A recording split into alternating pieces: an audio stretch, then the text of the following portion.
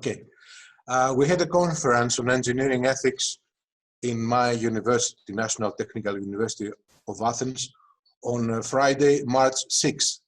And we have related this conference with the badge Erasmus Plus program.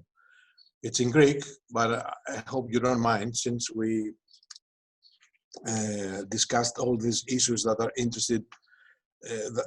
interesting to the project, our Erasmus project. We had graduate students as an organizing committee, and we invited professionals from the shipping industry, the canning industry, chemists, chemical engineers, marine engineers, etc. And they discussed various professional dilemmas they deal in their everyday activity as managers, as professionals. That is the poster to the right and the logo to the left. So, ethical dilemmas and subjectivism. Ethics is not a matter of mere personal opinion. In most cases, when we deal with dilemmas, people think it's all right to give in relativism and subjectivism. Maybe in some English classes, this might be the case. But what I'm going to discuss now is about philosophy, a brief introduction to the branches of philosophy, the fields of philosophy, ethics in professional engineering, and related with a term called social experimentation. I will make the differentiation between the deontic model, the ought model, the utilitarian model, what's the use of making an option, and the virtue model, how to cultivate the virtues to ourselves. This is an Aristotelian model. Some indicative case studies in the end, and the bibliography. From that basic bibliography, 2 or 3 books I can share with you. I can send them all. I have sent them already. So, philosophy and ethics. I know what I have to do in this proposition, in this sentence. Blue, I know, is the field of gnoseology, epistemology. I know. What can I know? How do I know something? What responds to ontology? What is something is the ontological issue in philosophy and metaphysics, of course. And what I have to do the praxis is ethics. So we have 3 major fields in philosophy: gnoseology, ontology, and ethics. Of course, there's a 4th major field, aesthetics. What is nice, what is beautiful, and how can we, what criteria do we have for judging something as beautiful, as nice? Ethics, ethical philosophy, the 3rd field we just discussed, can be, let's say, separated in 3 other subfields: normative ethics, metaethics, and applied ethics. Normative ethics, I mean, making or living our lives under rules, have some other subcategories, some subfields. Consequential theories, the theories that are discussing the consequences, the results of our actions, utilitarianism, negative utilitarianism, utilitarianism of the rule. Okay, let's put it under utilitarianism, not make other differences. Deontic theories, the theories of must, like Christian ethics or Kantian ethics, and virtue ethics that are, just like I said, the Aristotelian teaching. Metaethics discusses moral naturalism, moral or cultural relativism, and the philosophy and the emotions, the emotional theory in philosophy. Applied ethics is something that is closer to our own interest. We are going to discuss professional ethics, engineering ethics, has three more subcategories: bioethics, environmental ethics, and professional ethics. In professional ethics, we have ethics in medicine and law, business ethics, and engineering ethics of, that's a Greek word, mechanikos, engineer.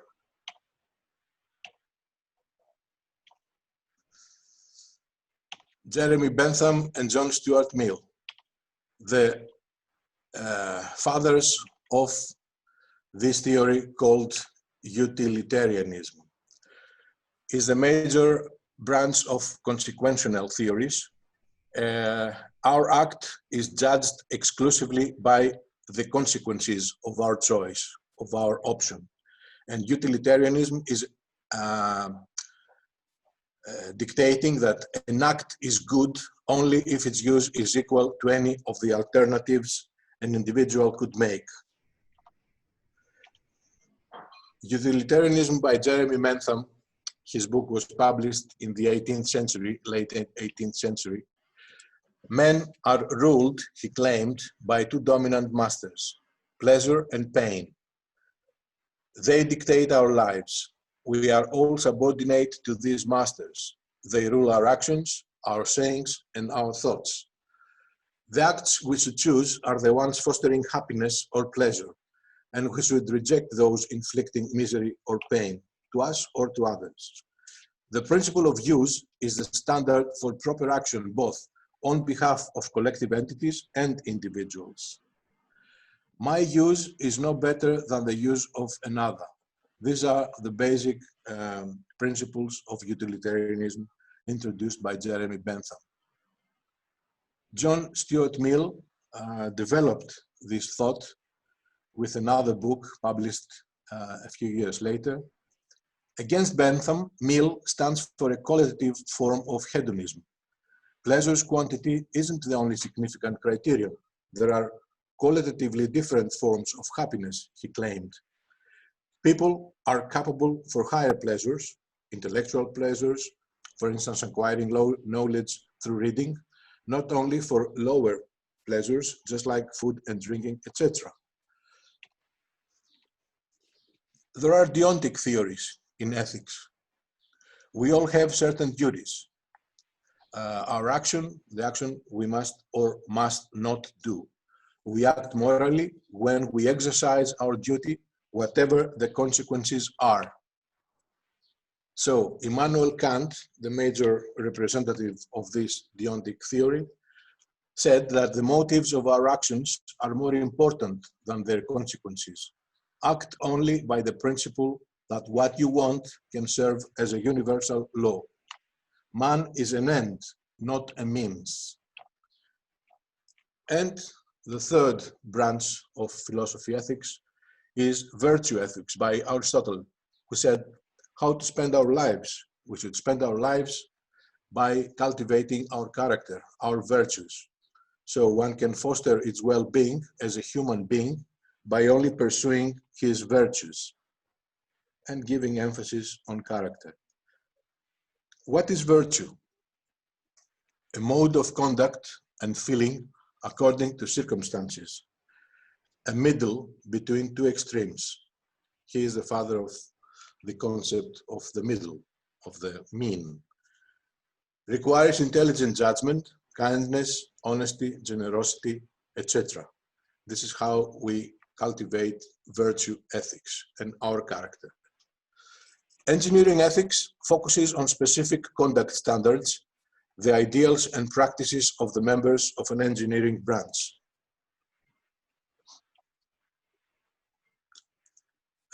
One of the books I have sent is titled Engineering as Social Experimentation.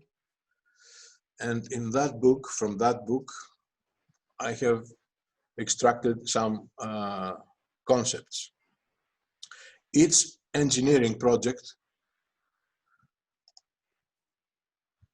taken as a whole may be viewed as an experiment, a social experiment, and any project is carried out in partial ignorance on behalf of the engineers.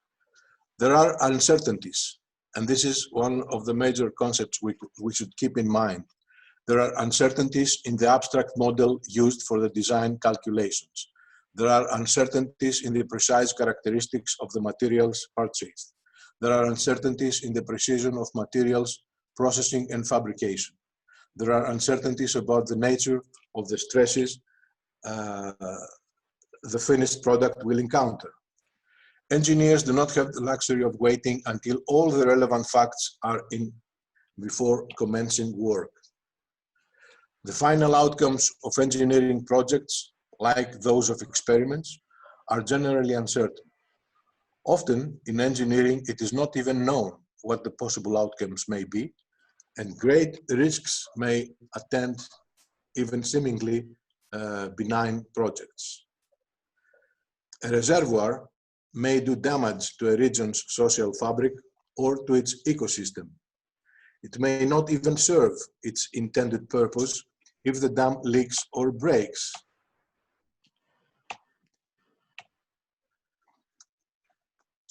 You see, this is a Titanic. As it departed voyage in April 1912, the boat, the Titanic, was proclaimed the greatest engineering achievement ever.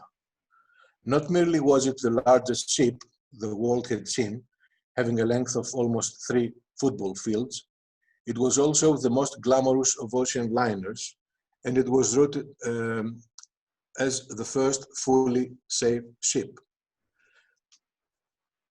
Because the worst collision envisaged was as the juncture of 2 of its 16 watertight compartments, and as it could float with any 4 compartments flooded, the Titanic was believed to be virtually unsinkable. Buoyed by such confidence, the captain allowed the ship to sail full speed at night in an area frequented by icebergs, one of which tore a large gap in the ship's sides, flooding 5 compartments. Time remained to evacuate the ship, but there were not enough lifeboats, because British regulations then, in effect, did not foresee vessels of this size. Only 825 places were required in lifeboats, sufficient for a mere 1/4 of the Titanic's capacity of 3,500 passengers and crew. No extra precautions had seemed necessary for an unsinkable ship. The result, 1,522 dead, drowned or frozen out of the 2,227 on board for the Titanic's first trip. The Titanic remains a haunting image of technological complacency. So many products of technology present potential dangers that engineering should be regarded as an inherently risky activity. To underscore this fact and help to explore its ethical implications, we suggest that engineering should be viewed as an experimental process. If it is not, of course, an experiment conducted solely in a laboratory under controlled conditions.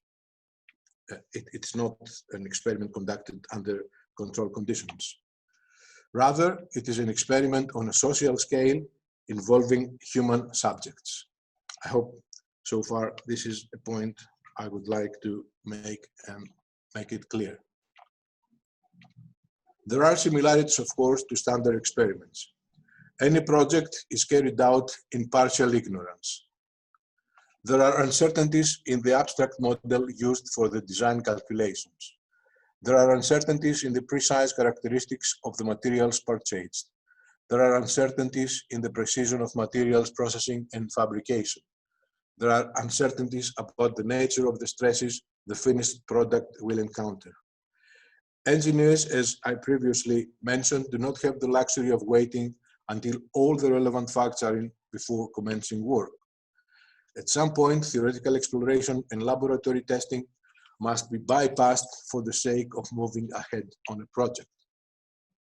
One talent crucial to an engineer's success lies precisely in the ability to accomplish tasks safely with only a partial knowledge of scientific laws about nature and society.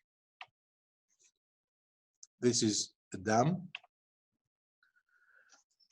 The final outcomes of engineering projects, like those of experiments, are generally uncertain. Often in engineering, it is not even known what the possible outcomes may be, and great risks may attend even seemingly benign projects. A reservoir may do damage to a region's social fabric, as I said before, or to its ecosystem. It may not even serve its intended purpose if the dam leaks or breaks. An aqueduct may bring about a population explosion in a region where it is the only source of water, creating dependency and vulnerability without adequate safeguards. This is an aqueduct of the Roman era in Kavala, a northern Greece city. A jumbo airplane may bankrupt the small airline that bought it as a status symbol. A special purpose fingerprint reader may find its main application in its identification and surveillance of dissidents by totalitarian regimes or citizen control. A nuclear reactor, the scaled-up version of a successful smaller model, may exhibit unexpected problems that endanger the surrounding population, leading to its untimely shutdown at great costs to owner and consumers alike. In the past, a hairdryer may have exposed the user to lung damage from the asbestos insulation in its barrel.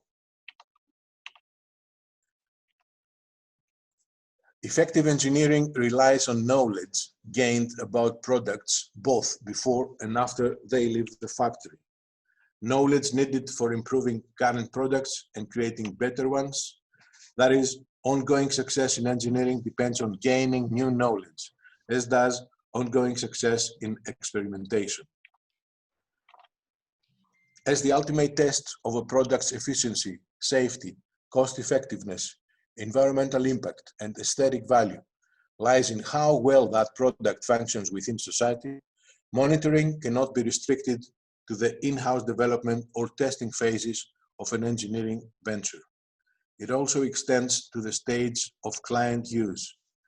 Just as in experimentation, both the intermediate and final results of an engineering project deserve analysis if the correct lessons are to be learned from it.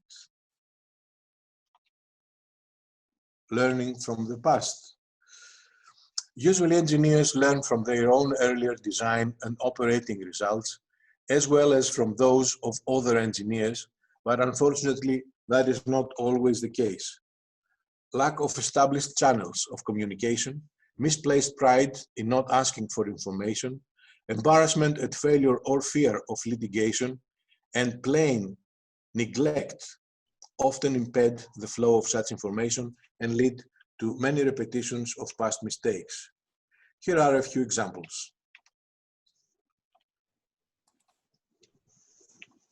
The Titanic, mentioned before, lacked a sufficient number of lifeboats decades after most of the passengers and crew on the steamship Arctic had perished because of the same problem.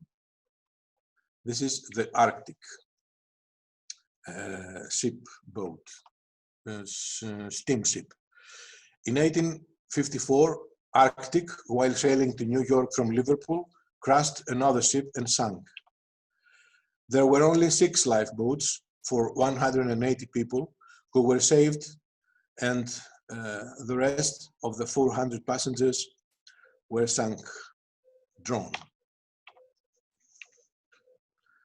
Complete lack of protection against impact by shipping caused Sweden's worst ever bridge collapse on Friday, as a result of which 8 people were killed. This was published in 1980 in the New Civil Engineer, January 24, 1980. Almo Bridge was constructed to connect Tjörn Island to Swedish mainland. In 1960, it was the longest arched bridge in the world. It collapsed during the daybreak of January 18, 1984. Then a commercial boat crashed on one of the bases of the bridge arc. The road above landed on the boat, destroying its bridge and its radio communication. Engineers now recommend the use of floating concrete bumpers that can deflect ships, but that recommendation is rarely heeded, as seen by the 1993 collapse of the Bayou Carnot in Alabama, the Bayou Carnot Bridge, that cost 43 passengers of the Sunset Limited costed their lives. Valves are notorious for being among the least reliable components of hydraulic systems. It was a pressure relief valve and the lack of definitive information regarding its open or shut state which contributed to the nuclear reactor accident at Pennsylvania, the 3 Mile Island, on March 28, 1979.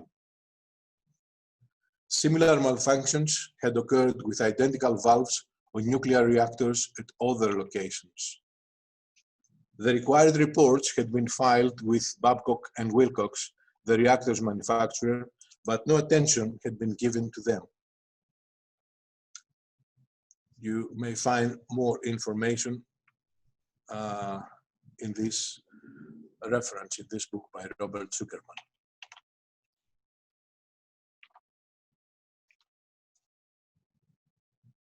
Engineering differs in some respects from standard experimentation. We have already mentioned. Some of those very differences help to highlight the engineer's special responsibilities. Exploring the differences can also aid our thinking about the moral responsibilities of all those engaged in engineering. One great difference arises with experimental control. In a standard experiment, this involves the selection at random of members for 2 different groups. The members of one group receive the special experimental treatment.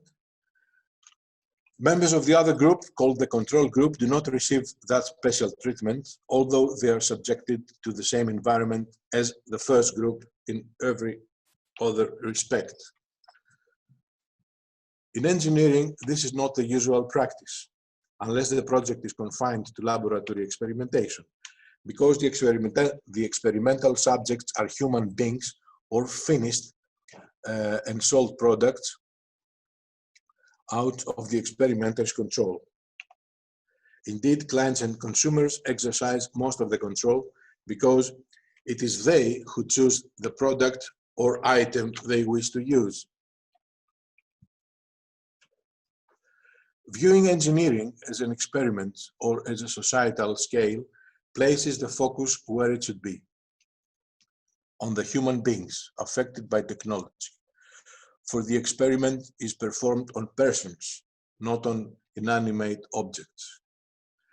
In this respect, albeit on a much larger scale, engineering closely parallels medical testing of new drugs or procedures on human subjects. The mere purchase of a product does not constitute informed consent, any more than does the act of showing up on the occasion of a medical examination. The public and clients must be given information, full information about the practical risks and benefits of the process or product in terms they can understand. Supplying complete information is neither necessary nor in most cases possible.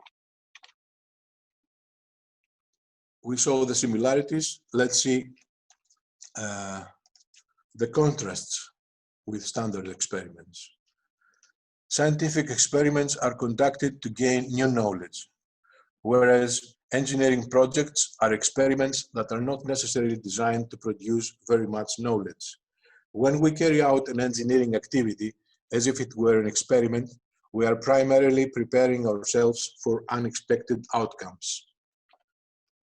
Codes of professional conduct are under this deontic model.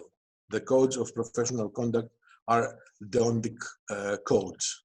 The major codification for various professional ethics is nothing but a book of principles and rules. In the beginning of the 20th century, the Engineers Association in the United States of America, under the burden of serious construction deficiencies and errors, and after having caused numerous catastrophes of bridges and buildings, adopted formal professional codes of conduct.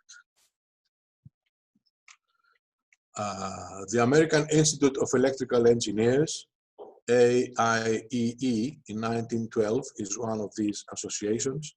The American Society of Mechanical Engineers, the Institute of Consulting Engineers, the Institute of Chemical Engineers, the Society of Civil Engineers, all American institutes with codes of professional conduct.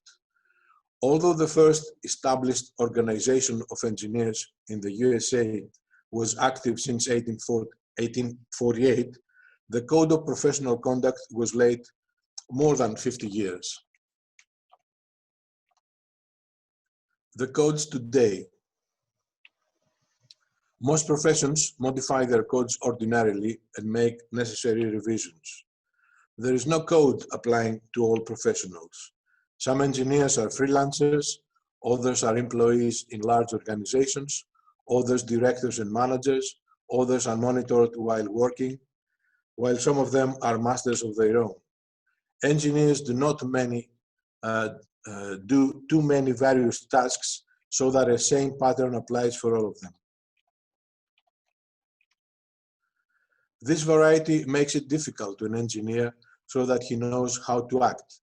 A given engineer may be governed under 3 different codes, 3 different roles. Codes are not imposed to the organizations that have adopted them. They rather function as advisory frameworks and principles of morality, addressing to the consciousness of their users. We focus on the idea to achieve the greater good for the larger number of people. This is the main motto of the utilitarian model. The population here is referred as the audience.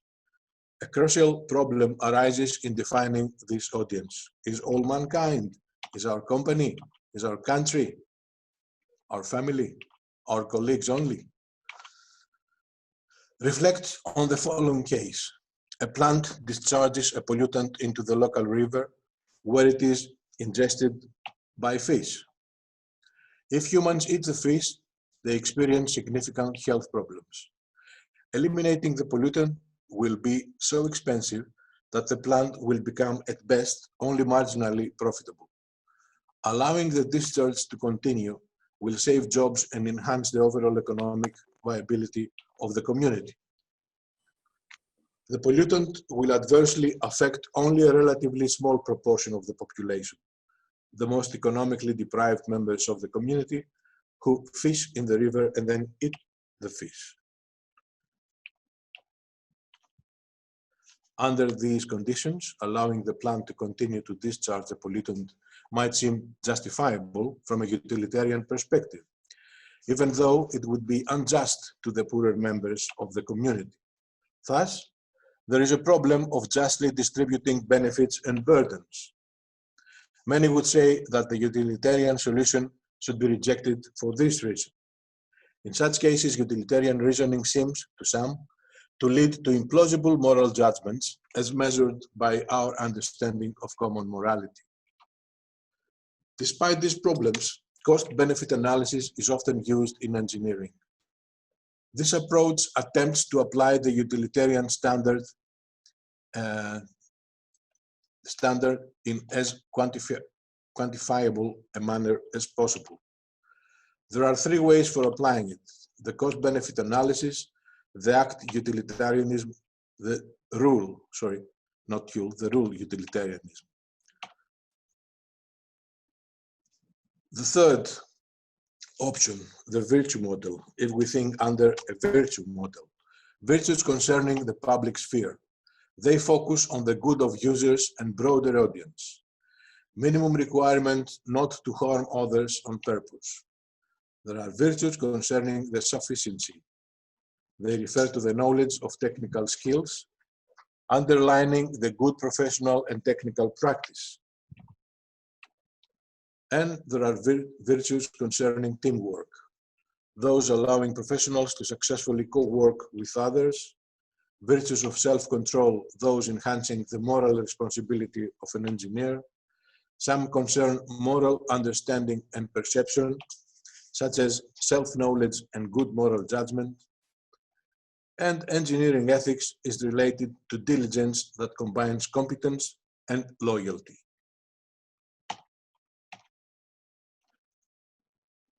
The broader moral framework for discussing a case study must include some parameters, like acknowledging limitations and mistakes, careers of the engineers, organizational communication, confidentiality, conflict of interests, disagreement and complaints, environmental concerns, design ethics, exemplary professional practice, engineering societies, honesty and loyalty, socio-political issues, product responsibility, public interest, public service, health and safety. In architecture or in building construction, we see a case called the Citicorp Center in Manhattan, New York. What we have here, in June 1978, William Le Mesurier received a call from a student at a nearby university who said his professor claimed the Citicorp building supporting columns should be on the corners instead of midway between them. Le Mesurier replied that the professor did not understand the design problem, adding that the innovative design made it even more resistant to quartering or diagonal winds. However, since the New York City building codes required calculating the effects of only 90-degree winds, no one actually worked out calculations for quartering winds. Then he decided that it would be instructive for his own students to wrestle with the design problem. This may have been prompted by not only the student's call, but also a discovery Le Mesurier had made just 1 month earlier. While consulting on a building project in Pittsburgh, he called his home office to find out what it would cost to weld the joints of diagonal girders, similar to those in the Citicorp building. To his surprise, he learned that the original specification for full penetration welds was not followed. Instead, the joints were bolted. However, since this still more than adequately satisfied the New York Building Code requirements, Le Mesurier was not concerned. As he began to work on calculations for his class, Le Mesurier recalled his Pittsburgh discovery. He wondered what difference bolted joints might make to this building's ability to withstand quartering winds. To his dismay, Le Mesurier determined that a 40% stress increase in some areas of the structure would result in a 160% increase in stress on some of the building's joints. This meant that the building was vulnerable to total collapse if certain areas were subjected to a 16-year storm, that is the sort of storm that could strike Manhattan once every 16 years. Meanwhile, hurricane season was not far away. Le Mesurier realized that reporting what he had learned could place both his engineering reputation and the financial status of his firm at substantial risk. Nevertheless, he acted quickly and decisively. He drew up a plan for correcting the problem, estimated the cost and time needed for rectifying it, and immediately informed Citicorp owners of what he had learned. Citicorp's response was equally decisive. Le Mesurier's proposed course of action was accepted and corrective steps were immediately undertaken. As the repairs neared completion in early September, a hurricane was reported moving up the coast in the direction of New York. Fortunately, it moved harmlessly out over the Atlantic Ocean, but not without first causing considerable anxiety among those working on the building, as well as those responsible for implementing plans to evaluate the area should matters take a turn for the worse. Another case is the accident, the Columbia disaster, the Columbia accident in the beginning of the 21st century. Cameras recorded the foam impact, but the images provided insufficient detail to determine either the exact point of impact or its effect. The foam the cameras recorded was during the launch of the Columbia spacecraft. Several engineers requested that attempts be made to get clearer images. There were even requests that the Columbia crew be directed to examine the wing for possible damage. It had become a matter of faith at NASA, however, that foam strikes, although a known problem, could not cause significant damage and were not a safety of flight issue. So management rejected this request of engineers to get clearer images. The astronauts were not told of the problem until shortly before re-entry to Earth's atmosphere, when they were informed that the foam strike was inconsequential, but they should know about it in case they were asked about the strike by the press on return from their mission.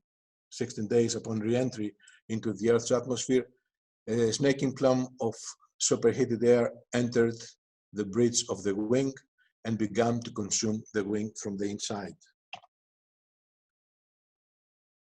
The destruction of the spacecraft began when it was over the Pacific Ocean and grew worse when it entered US airspace.